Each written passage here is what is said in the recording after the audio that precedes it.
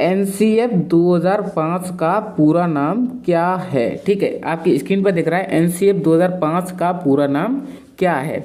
आपके ऑप्शन दे रखे हैं दोस्तों, national curriculum framework, national curriculum file, national class framework, none of above, इनमें से कोई नहीं।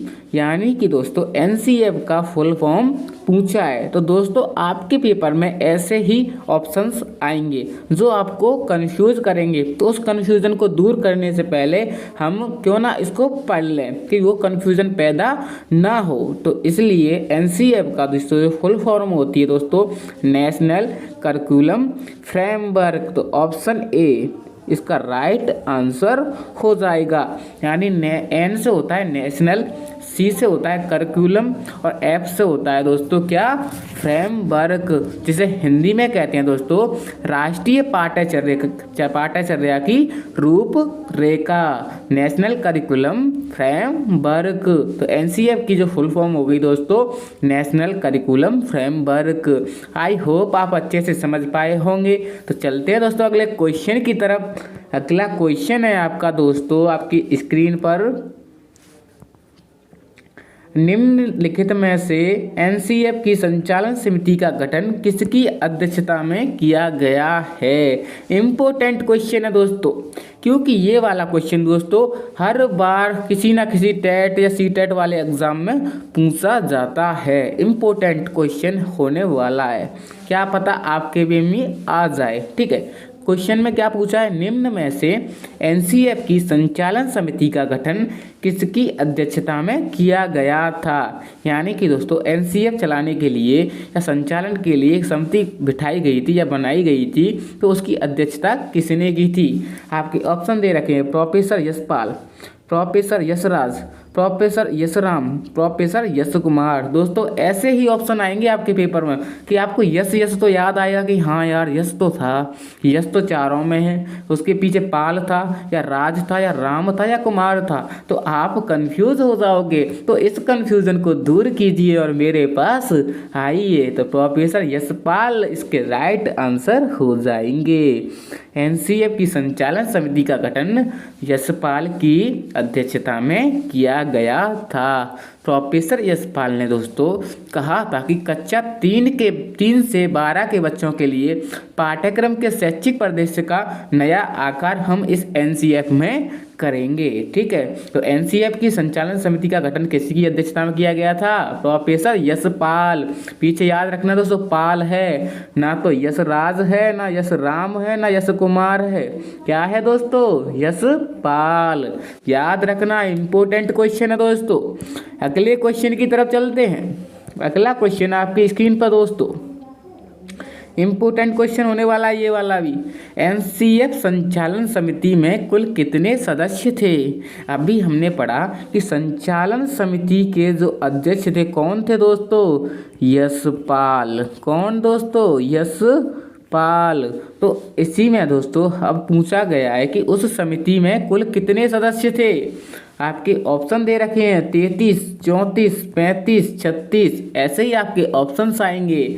फिर वहाँ पर कुछ समझ नहीं आएगा, इसलिए थोड़ी सी मेहनत कर लो दोस्तों। क्या हो जाएगा इसका राइट आंसर? ऑप्शन सी हो जाएगा। एनसीएफ संचालन समिति के जो कुल सदस्य थे कितने थे? 35। तो इसका राइट आंसर ऑप्शन सी हो जाएगा। अगले क्वेश्चन की तरफ चलें दोस्तों। अगला क्वेश्चन आपकी स्क्रीन पर, अगर आपको अच्छे से समझ में आ रहा है तो वीडियो को लाइक कीजिए और चैनल पर नए हैं तो सब्सक्राइब कीजिए। इतना ही करना है आपको, आप पढ़ाने की जिम्मेदारी तो मेरी है। एनसीएफ 2005 के अनुसार बालक की प्राथमिक शिक्षा की भाषा होनी चाहिए। कैसी होनी चाहिए? स्थानीय भाषा, विदेशी भाषा, कठिन भाषा या कोई भी भाषा। क्या दोस्तों, आप एक बालक को पढ़ा रहे हो प्राथमिक शिक्षा की, तो आप उसे किस भाषा में पढ़ाओगे? कठिन भाषा में पढ़ाओगे? नो दोस्तों, विदेशी भाषा में पढ़ाओगे? नो दोस्तों। किसी भी भाषा में पढ़ा लोगे? नो दोस्तों। तो आप उसकी स्थानीय और मातृभाषा में पढ़ाओगे। तो ऑप्शन ए इसका राइट आंसर हो जाएगा। इम्पोर्टेंट क्वेश्चन है, ठीक है।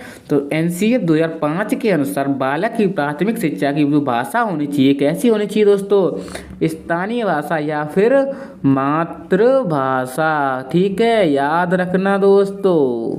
बढ़ते हैं अपने अगले क्वेश्चन की तरफ। अगला क्वेश्चन आपकी स्क्रीन पर दोस्तों, बालकों की शिक्षण प्रक्रिया एनसीएफ के अनुसार कैसी होनी चाहिए? बालकों की शिक्षण प्रक्रिया एनसीएफ के अनुसार कैसी होनी चाहिए? रटंत पद्धति से युक्त होनी चाहिए? नहीं दोस्तों। रटंत पद्धति से मुक्त होनी चाहिए? यस दोस्तों।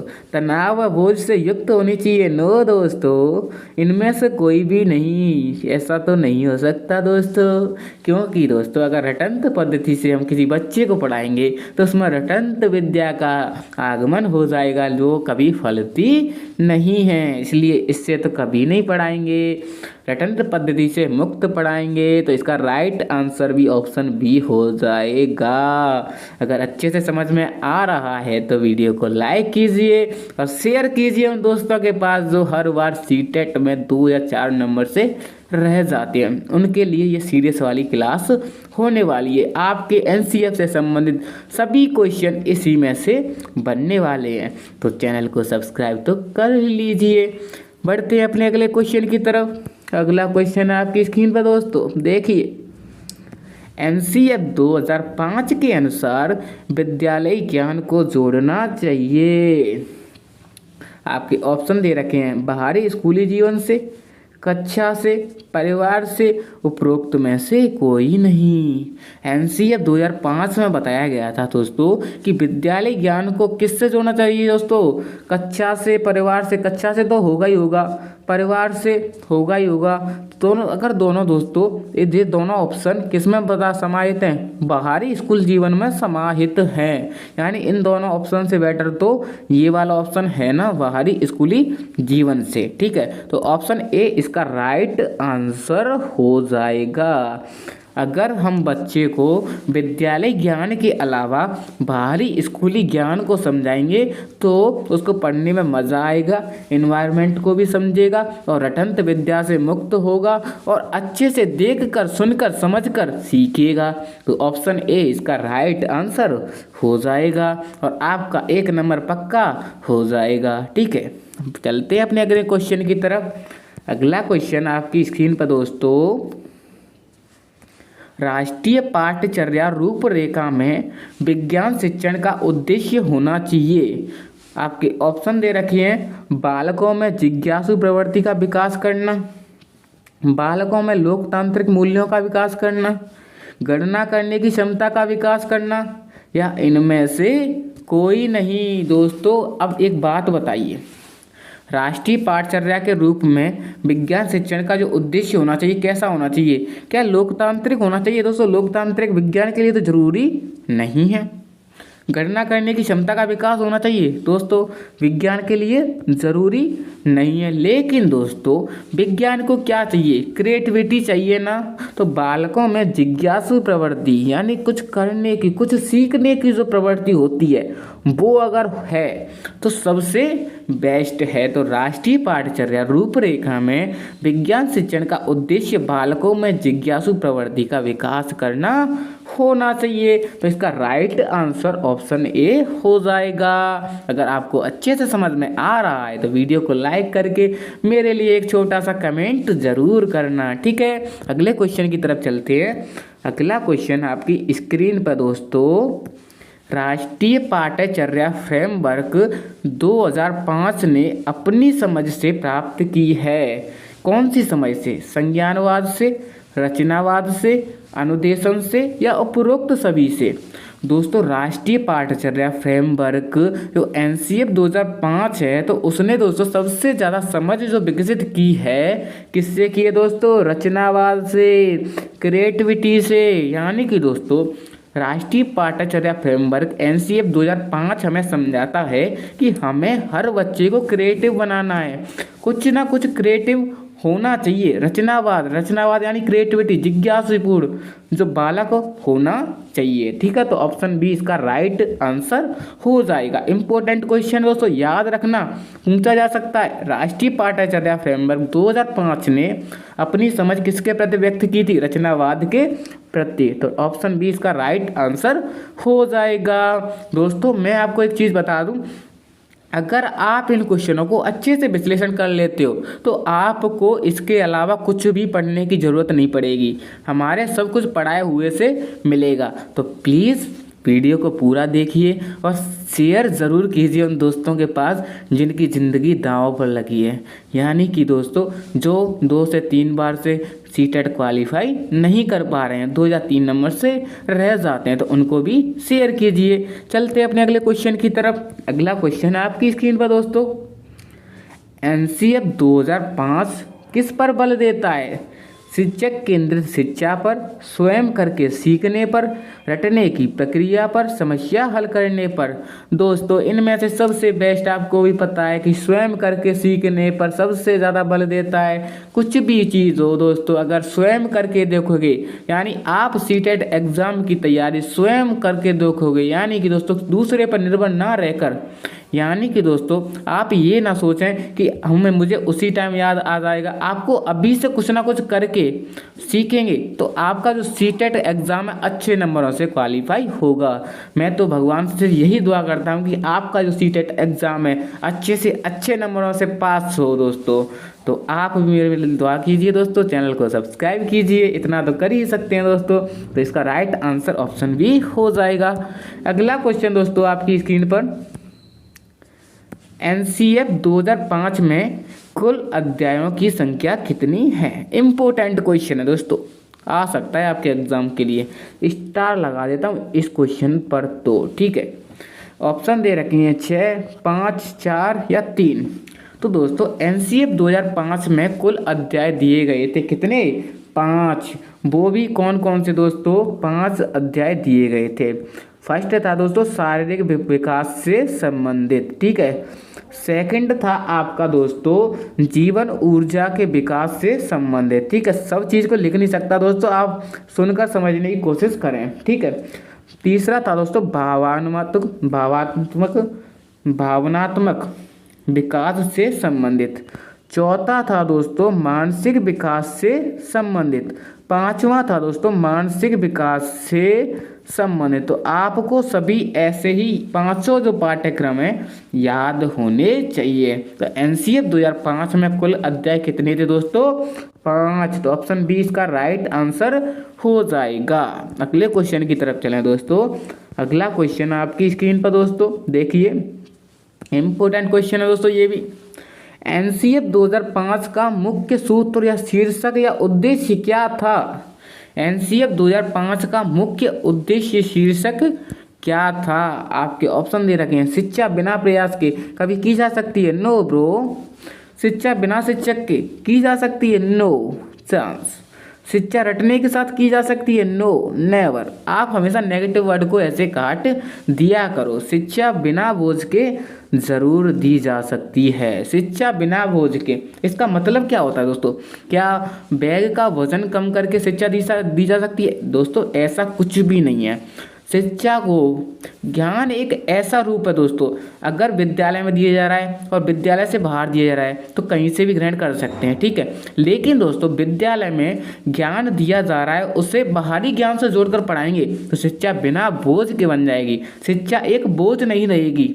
यानी बच्चे समझते हैं कि शिक्षा तो यार एक बोझ की तरह है, यानी पढ़ना तो पढ़ना ही पड़ेगा। लेकिन दोस्तों आप उसे उद्देश्यपूर्ण बाहरी जीवन से जोड़ के, उनके पारिवारिक जीवन से जोड़ के, उनके वातावरण से जोड़ के पढ़ाओगे तो उनको यह कभी बोझ नहीं लगेगी, ठीक है। तो इसका उद्देश्य क्या था दोस्तों? शिक्षा बिना बोझ के। अगला क्वेश्चन दोस्तों आपकी स्क्रीन पर। आप दोस्तों टेलीग्राम के लिए मेरे चैनल से जुड़ सकते हैं, लिंक डिस्क्रिप्शन में दे रखी है मैंने। टेलीग्राम से जुड़ जाना सभी लोग, पीडीएफ वहीं पे डालता हूँ मैं। एनसीएफ 2005 की शुरुआत रविंद्रनाथ टैगोर के किस निबंध से होती है? एनसीएफ 2005 की शुरुआत रविंद्रनाथ टैगोर के किस निबंध से होती है? Very very very important question दोस्तों।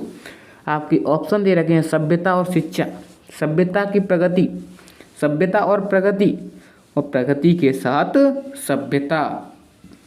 तो एनसीएफ 2005 की शुरुआत रविंद्रनाथ टैगोर के सभ्यता और प्रगति वर्ड से होती है, ऑप्शन सी। दोस्तों आप सोच रहे हो कि सभ्यता की प्रगति भी लिखा हुआ है, लेकिन दोस्तों थोड़ा थोड़ा सा फर्क है, की और सभ्यता और प्रगति दोनों अलग अलग हो जाएंगे, सभ्यता की प्रगति एक ही हो जाएगा, सभ्यता और प्रगति। आप वर्ड पर ध्यान दिया करो दोस्तों, ऐसे नहीं है छोटी छोटी चीज़ों से क्वेश्चन गलत हो जाते हैं फिर निराश होना पड़ता है, इसलिए थोड़ी सी मेहनत करके थोड़ा सा सोच के अगर आप करोगे तो पक्का पक्का पक्का 100% कर पाओगे। सभ्यता और प्रगति इसका राइट आंसर हो जाएगा। अगला क्वेश्चन आपकी स्क्रीन पर दोस्तों, गणित का उद्देश्य एनसीएफ 2005 में क्या बताया गया है? आपके ऑप्शन दे रखे हैं गणना करने की क्षमता का विकास, लोकतांत्रिक मूल्यों का विकास, सांस्कृतिक विरासत को सुरक्षित रखना, मानसिक जागरूकता का विकास करना। तो गणित का उद्देश्य एनसीएफ 2005 में क्या बताया गया है दोस्तों? तो इसका राइट आंसर हो जाएगा गणना करने की क्षमता का विकास करना। दोस्तों अभी बताया था लोकतांत्रिक मूल्य पॉलिटिकल से संबंधित है, सांस्कृतिक विरासत दोस्तों कल्चर से संबंधित है, मानसिक जागरूकता दोस्तों किससे संबंधित है? पेडागोजी से संबंधित है, सीडीपी मनोविज्ञान से संबंधित है, लेकिन गणना करने की क्षमता किससे संबंधित है दोस्तों? गणित से संबंधित है। तो ऑप्शन ए इसका राइट आंसर हो जाएगा। अगले क्वेश्चन की तरफ चलें दोस्तों। अगला आपकी स्क्रीन पर दोस्तों, राष्ट्रीय पाठ्यचर्या रूपरेखा 2005 के अनुसार शिक्षक की भूमिका होनी चाहिए। वेरी इंपॉर्टेंट क्वेश्चन दोस्तों, रीट में 2 बार पूछा गया, सुपर टेट में 3 बार और आपके सी टेट में इस बार आने वाला है, लिख के रख लो, ठीक है। तो आपके ऑप्शन दे रखे हैं नेता के रूप में, शासक के रूप में, भाई के रूप में या सुविधादाता के रूप में। क्या एक शिक्षक नेता बन के पढ़ा सकता है? नो दोस्तों। शासक के रूप में पढ़ा सकता है? नो। भाई के रूप में पढ़ा सकता है? नो। सुविधादाता के रूप में पढ़ा सकता है। अगर बच्चे को किसी चीज़ की ज़रूरत है और वो शिक्षक ने पूरी कर दी तो बच्चा इतना पढ़ेगा दोस्तों कि किसी के रुकने से भी नहीं रुकेगा, ठीक है। तो इसका राइट आंसर हो जाएगा ऑप्शन डी। अगले क्वेश्चन की तरफ चलें दोस्तों। अगला क्वेश्चन आपकी स्क्रीन पर देखिए, समझिए और बताइए इसका आंसर क्या हो सकता है।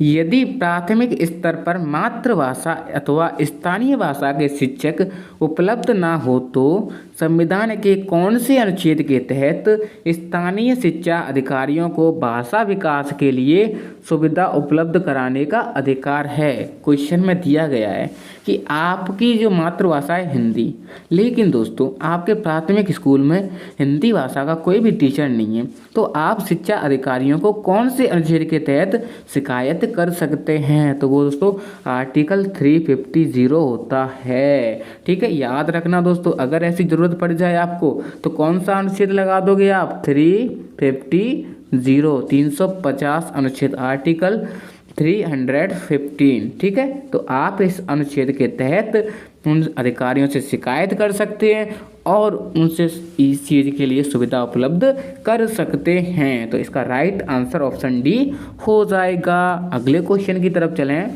अगला क्वेश्चन आपकी स्क्रीन पर दोस्तों देखिए क्या है। एनसीएफ 2005 का मुख्य सूत्र शिक्षा बिना बोझ के, अभी मैंने पढ़ाया शिक्षा बिना बोझ के, विचार कब आया था? ठीक है, आपके ऑप्शन लिखे हुए हैं 1998 ईस्वी में, 1993 ईस्वी में, 1987 ईस्वी में या 1947 ईस्वी में। तो दोस्तों जो शिक्षा बिना बोझ के जो विचार कब आया था दोस्तों? 1993 ईस्वी में। तो ऑप्शन बी इसका राइट आंसर हो जाएगा। और एनसीएफ 2005 का मुख्य सूत्र शिक्षा बिना बोझ के, आपको मैंने अर्थ समझा दिया कि शिक्षा है वो बिना बोझ के नहीं लगनी चाहिए, यानी कि जो शिक्षा है बच्चे को ऐसी नहीं लगनी चाहिए कि ये मेरे ऊपर एक बोझ है। शिक्षा में ज्ञान प्राप्त कर रहा हूँ तो एक तरह से बोझ है, यानी शिक्षा को बाहरी जीवन से जोड़ के पढ़ाओ और शिक्षा बिना बोझ के पढ़ाओ, समझाओ, ठीक है। तो इसका राइट आंसर 1993 हो जाएगा। शिक्षा बिना बोझ के जो विचार था कब आया था दोस्तों? 1993 ईस्वी में आया था, ठीक है। तो ऑप्शन बी इसका राइट आंसर हो जाएगा। अगला क्वेश्चन दोस्तों आपकी स्क्रीन पर, एनसीएफ 2005 के अंतर्गत परीक्षा सुधारों में किस सुधार को सुझाया गया है?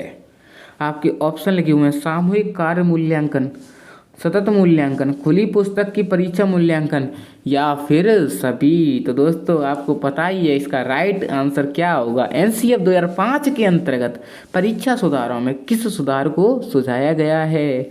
सभी को सुझाया गया है दोस्तों। खुली पुस्तक की परीक्षा मूल्यांकन होना चाहिए, सतत मूल्यांकन होना चाहिए, सामूहिक कार्य करके मूल्यांकन होना चाहिए। तो ऑप्शन डी इसका राइट आंसर हो जाएगा। इंपॉर्टेंट क्वेश्चन है दोस्तों आपके लिए, अगर आप इनका विश्लेषण कर लेते हो तो आपको थ्योरी पढ़ने की ज़रूरत नहीं पड़ेगी। तो अगला क्वेश्चन आपकी स्क्रीन पर दोस्तों, विद्यालय शिक्षा का अब तक का नवीनतम राष्ट्रीय दस्तावेज है?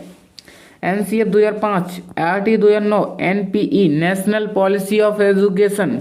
बताइए दोस्तों इनमें से क्या हो सकता है? जी हाँ, हम क्या पढ़ रहे हैं? एनसीएफ 2005।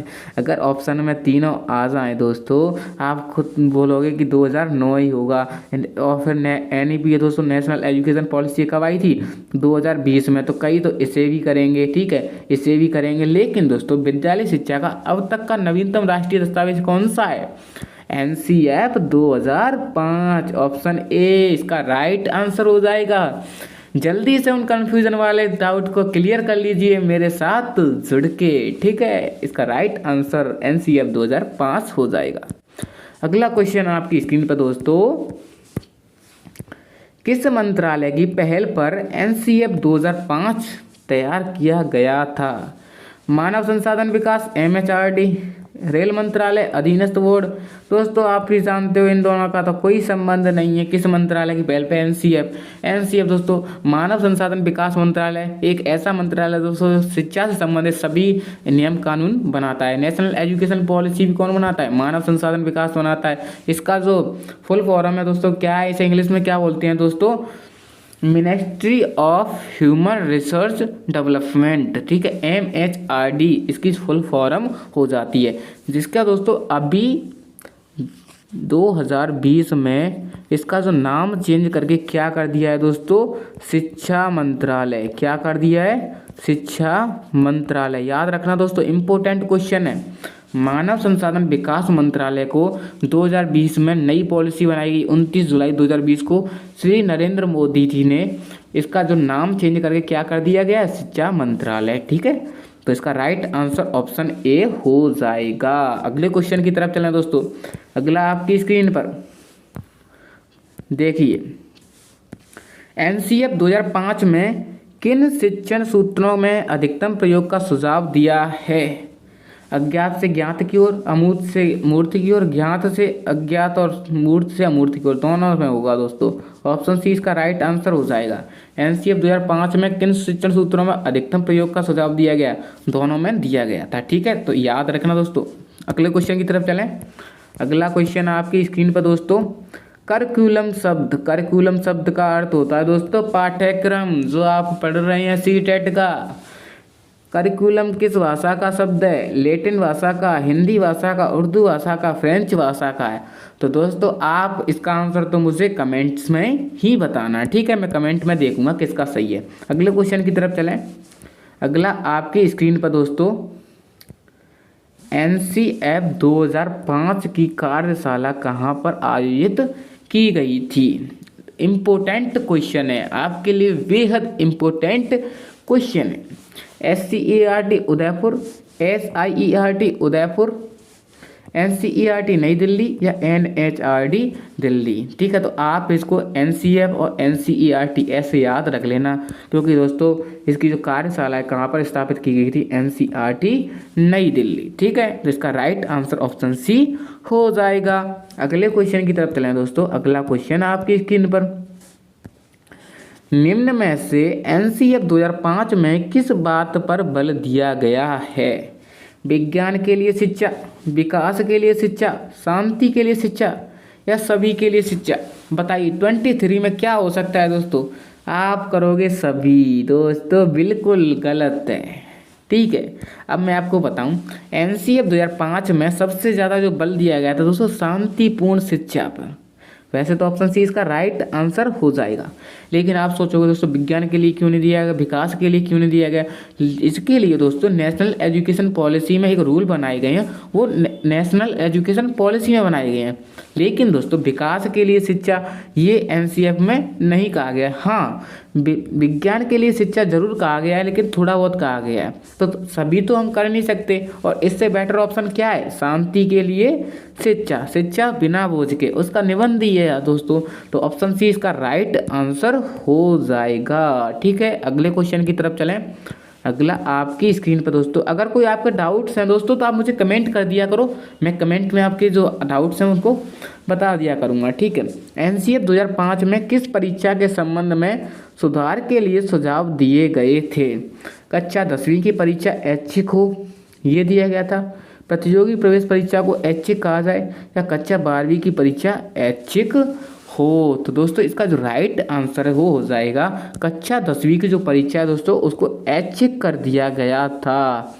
एनसीएफ 2005 में एक सुधार किया गया था, जिसके तहत दोस्तों कक्षा 10वीं की परीक्षा को ऐच्छिक बना दिया था। जिसकी इच्छा होगी वही पास करेगा, उसके लिए अनिवार्यता नहीं दी गई थी। ठीक है, तो एनसीएफ 2005 में ऑप्शन ए इसका राइट आंसर हो जाएगा।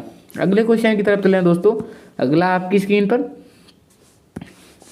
पाठ्यक्रम निर्माण की आवश्यकता क्यों है।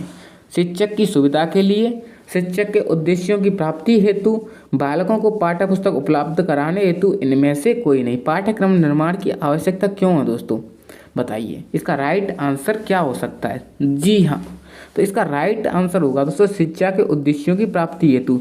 पाठ्यक्रम से क्या दोस्तों शिक्षा के उद्देश्यों की प्राप्ति होता है। आपने लक्ष्य और उद्देश्य बहुत अच्छे से पढ़े होंगे। जब तक लक्ष्य नहीं होगा तब तक आपके उद्देश्य नहीं होंगे, जब तक लक्ष्य प्राप्त नहीं होगा। तो शिक्षा के उद्देश्य तभी प्राप्त होंगे जब आपका पाठ्यक्रम बना होगा। ठीक है, तो ऑप्शन बी इसका राइट आंसर हो जाएगा। अगले क्वेश्चन की तरफ चलें दोस्तों। अगला क्वेश्चन आपकी स्क्रीन पर, एनसीएफ 2005 में सुझाव दिया गया कि सूचना को क्या मानने से बचा जाए, ज्ञान, सूचना या समझ। एनसीएफ 2005 में सुझाव दिया गया कि सूचना को क्या मानने से बचा जाए। तो दोस्तों सूचना को ज्ञान कभी नहीं मानना चाहिए। आप यह ध्यान रखना, अगर आपको सूचना मिल गई दोस्तों कि आपके सीटेट की वैकेंसी 2023 में आ रही है, सीटेट से संबंधित केवीएस की जो वैकेंसी आ रही है 2024 में आ रही है, तो क्या दोस्तों इससे हम ज्ञान समझेंगे। सूचना को कभी ज्ञान नहीं समझना चाहिए। ठीक है, तो ऑप्शन ए इसका राइट आंसर हो जाएगा। ये साफ साफ एनसीएफ 2005 में लिखा गया है कि सूचना को कभी ज्ञान नहीं समझना चाहिए। आपको अगर वीडियो अच्छी लग रही है तो प्लीज़ वीडियो को लाइक एंड कमेंट से भर दिया करो यार, मुझे भी थोड़ा मोटिवेशन मिलेगा। अगले क्वेश्चन की तरफ चलें दोस्तों। अगला आपकी स्क्रीन पर,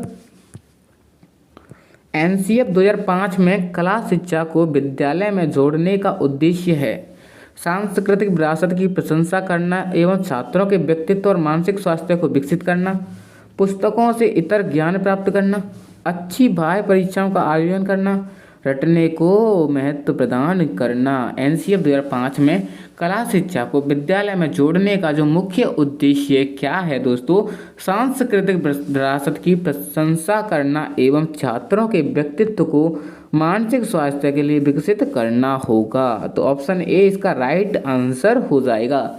एनसीएफ 2005 में कला शिक्षा को विद्यालय से जोड़ने का जो मुख्य उद्देश्य था दोस्तों, अपनी जो संस्कृति जो विरासत है उसको प्रशंसा करना, छात्रों के व्यक्तित्व और मानसिक स्वास्थ्य को विकसित करना। ठीक है, कला के क्षेत्र में सांस्कृतिक विरासत को बढ़ावा देना। ठीक है, तो ऑप्शन ए इसका राइट आंसर हो जाएगा। अगला क्वेश्चन दोस्तों आपकी स्क्रीन पर, इंपॉर्टेंट क्वेश्चन है दोस्तों।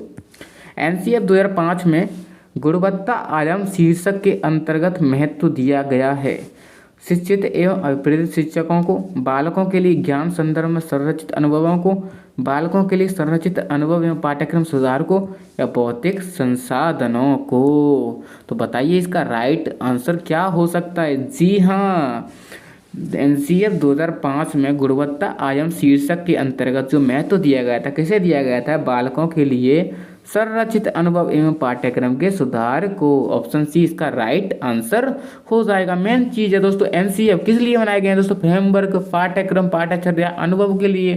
तो दोस्तों ऑप्शन सी ऐसे थोड़ा बहुत अनुभव मतलब अनुमान लगाया करो। दुनिया का सबसे बड़ा जो सेंस है दोस्तों, कॉमन सेंस है।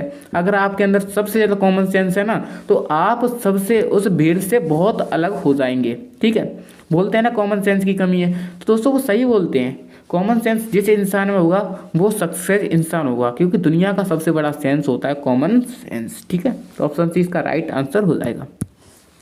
अगला क्वेश्चन दोस्तों आपकी स्क्रीन पर, यदि बच्चे फेल होते हैं तो वे दर्शाते हैं, क्या दर्शाते हैं? अपनी असफलता को, स्कूल की असफलता को, समाज की असफलता को, या परिवार की असफलता को।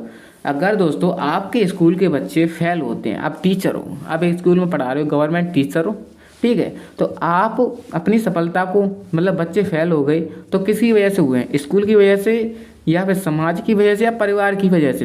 दोस्तों आपको पता है ये चीज़ जो सब कुछ है दोस्तों स्कूल के ऊपर ही आएगा, क्योंकि दोस्तों जो बाहरी ज्ञान मिलता है या अंदरूनी जो ज्ञान मिलता है किससे मिलता है? स्कूल से ही प्राप्त होता है। और बच्चे फेल हो रहे हैं उसका कारण क्या है?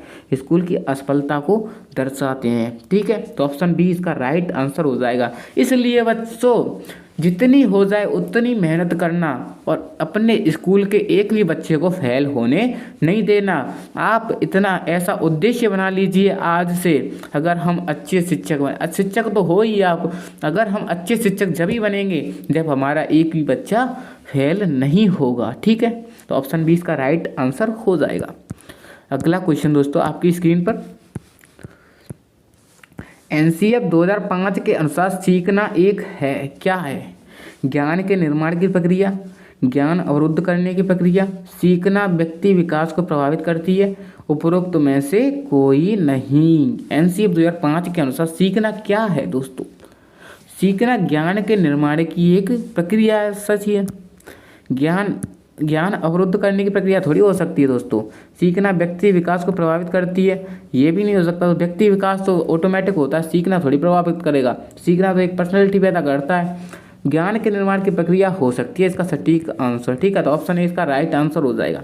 एनसीएफ 2005 के अनुसार सीखना क्या है? ज्ञान निर्माण की एक प्रक्रिया। आप सीख रहे हो तो क्या अंदर में ज्ञान प्राप्त कर रहे हो, लेकिन दोस्तों सूचना को कभी ज्ञान मत समझना। ठीक है, इंपॉर्टेंट चीज़ है। अगर आप अब तो हर किसी को बोल सकते हैं कि आपको सूचना मिली है, तो ये कोई ज्ञान नहीं है दोस्तों, अपने पास रखो। ठीक है, सूचना है तो सूचना की जरिए रखो, हमें तो ज्ञान लेना है। पुनीत क्लासेस धौलपुर को सब्सक्राइब करके फॉलो करके वहाँ से पढ़ना है। ठीक है, तो ऑप्शन ए इसका राइट आंसर हो जाएगा।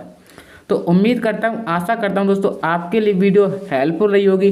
वीडियो अच्छी लगी तो वीडियो को ज़्यादा से ज़्यादा शेयर कीजिए दोस्तों, और उन बच्चों के पास ज़्यादा शेयर कीजिए यहाँ पर दोस्तों जो 2-4 नंबर से हर बार क्वालिफाई नहीं कर पाते दोस्तों, तो उनके पास ज़रूर भेजिए जो पेड कोर्स नहीं खरीद सकते। ठीक है, तो थैंक यू दोस्तों, मिलते हैं अपनी नेक्स्ट वीडियो के साथ। सब्सक्राइब तो आपने कर ही लिया होगा, तो शेयर भी कर दीजिए, लाइक तो कर दिया होगा।